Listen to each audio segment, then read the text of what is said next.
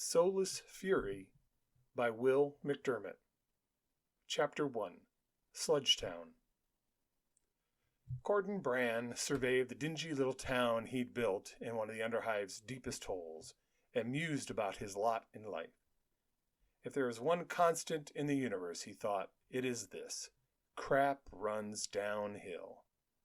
Bran, a young businessman with big plans, knew that for every ruler sitting on a throne, living in luxury under sparkling stars at the top of the world, there must be uncountable serfs and peasants living in squalor, hip deep in the murky runoff that collects at the bottom of the heap. This was never more true than within Hive Primus, the largest and most impressive, and most oppressive hive city on Necromunda. The glittering spire reaching to the heavens kilometers above was just the tiny tip of an immense grubby iceberg. Filled with fat, wealthy, clean nobles, it sat above the nightmarish, rioting masses of Hive City and the vast wasteland of a planet stripped clean of natural resources. The wealth of the entire world had been siphoned off over the centuries to feed the gluttonous desires of those few noble houses, while the common people toiled their lives away at the bottom amidst the accumulated muck, dust, and effluvia of the vast complex. And yet for some, like Gordon Bran, there was still a glimmer of hope for a better life. While most denizens of the Underhive's numerous settlements were content to lie low and make a meager living outside the oppressive conditions of Hive City, some ventured forth into the depths to seek their fortunes. The hardiest and foolhardiest hunted the sump spiders in the toxic lake at Hive Bottom. The adventurous searched for hidden pockets of long-lost archaeotech that remained as yet uncrushed by centuries of settling domes. Others simply scavenged whatever they could sell: plasteel piping, rockcrete fittings, copper wiring, and clean water all brought handsome sums of scrip to the right buyers. Even humans, when they had been deemed waste in the eyes of the law, could be sold, making bounty hunting a growing industry in the Underhive. There was an old saying in the Underhive that Gordon Bran had taken to heart: one man's waste is another man's profit. Wherever waste products formed in the Underhive, whether they trickled down or bubbled up, some gilder would come along and find a way to make a profit from that waste. Take corpse starch, for example. The dead were not done working for the hive. Without that protein, every hive on Necromunda would starve.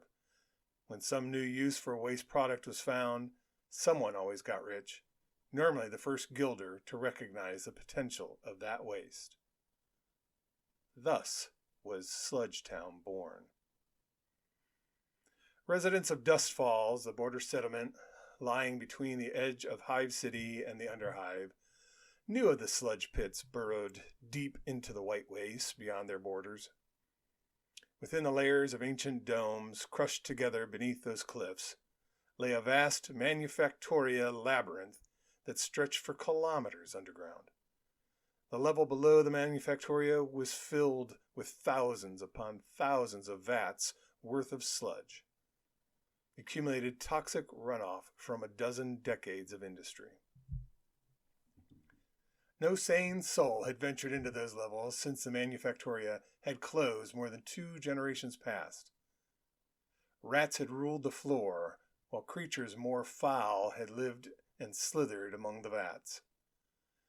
That all changed a decade ago when an enterprising and too trusting archaeochemist named Scoot Hunter devised a process for safely extracting and storing promethium, the liquid fuel upon which all of Hive Primus runs, from the sludge. This new fuel source would have made Scoot rich beyond his wildest dreams if he hadn't had an unfortunate accident in the sludge pits, shortly after demonstrating his process to a young and industrious gilder looking to prove himself and make his fortune.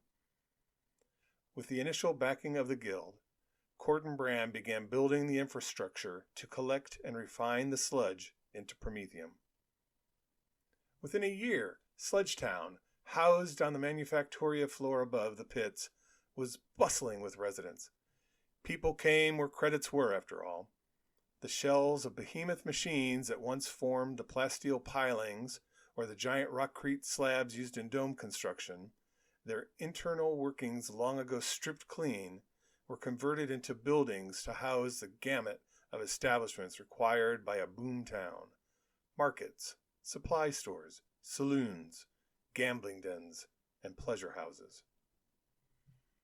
Windows and doors were cut into sheet metal housings and holes bored through the tops to allow for ventilation.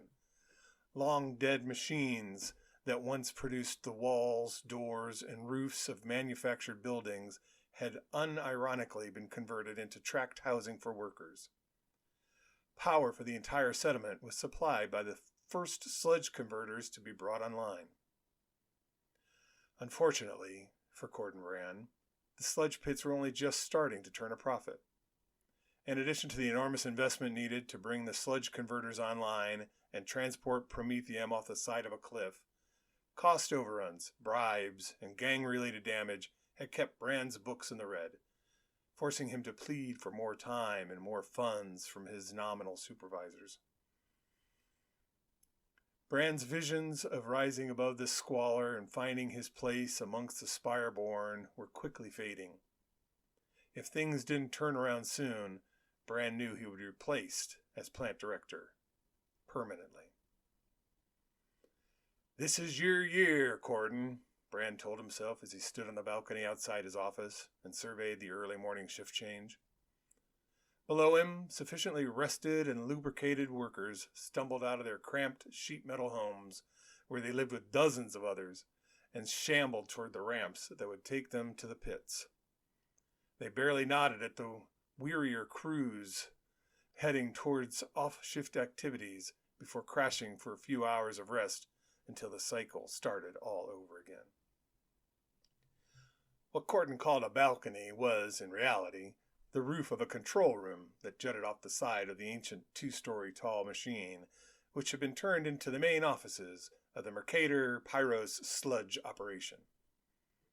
He had insisted his office have access to the roof so he could better monitor the town and workers. To be honest, it was the only bit of status Cordenbran had been able to wrangle out of this cursed enterprise. At least some crap could still run downhill past him. As the streets started to clear, Corden allowed himself a moment to imagine a brighter future.